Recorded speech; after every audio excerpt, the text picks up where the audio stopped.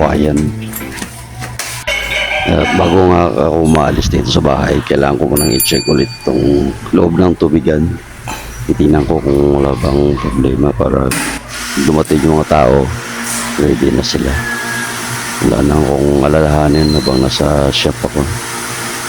Madalas din kasi pag nasa shop ako namimili ng materialis, kaya nasa labas ako palagi. Kaya kailangan ko na-check din. Minsan kasi biglang nagkakaproblema dito eh. Tapos tatawagin nila ako, wala naman ako dito malapit sa amin. Kaya yun, kailangan check muna natin bago tayo umalis.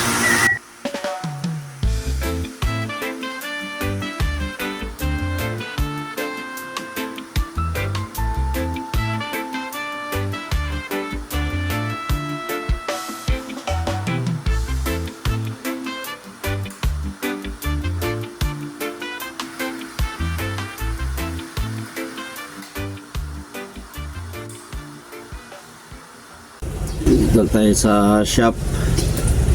Nag-uulan pa rin. Ayan. Lumap. Ay, tumigil yung ulan talaga. Bagyo.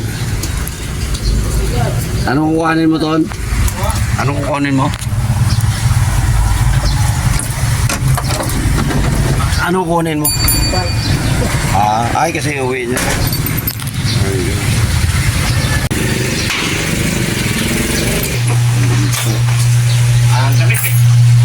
Wala na ba?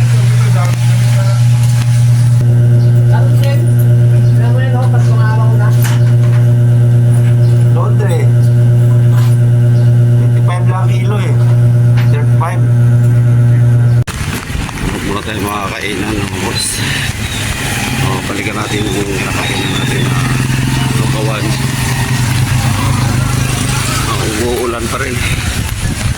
Payag tayo. So, dito na tayo sa lugawan mga boss. Pero hindi lugaw ang kakainin natin kung walang kamatayang pansit. Dalawang itlog. Sana set up. Ayan mo tayo mga boss.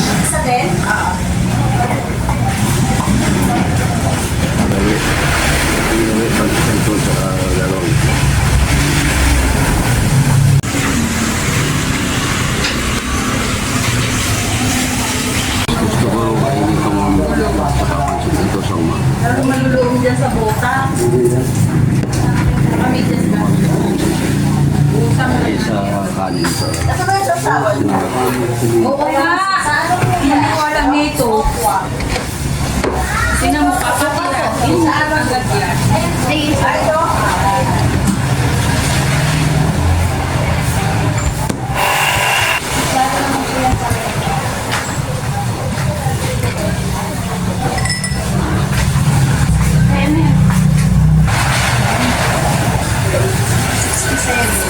ito ba ba?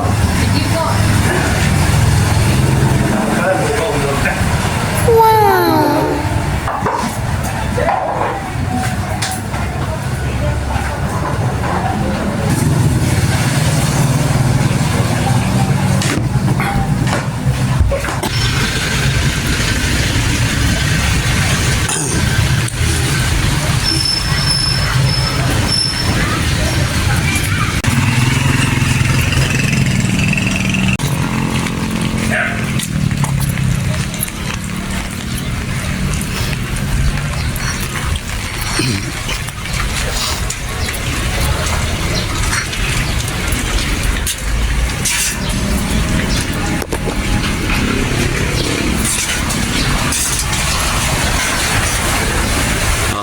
Para matupin to.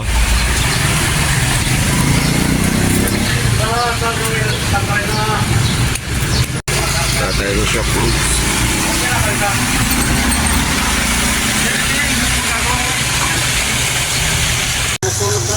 Yung baha, ayaw pa rin umupa. Wala tayong gawa ngayon. Kaya bubulahan na lang tayo dito. Dahil sa bagyo. Dahil sa bagyo eh. Sino? So, yun na lang muna mga ganap natin ngayon mga boss. Wala kang Hato-hato naman kasi trabaho ngayon, kaya trabaho tayo. Ayan, buwawi. tambay na lang muna. Baha pa. Yan lang. Maraming salamat.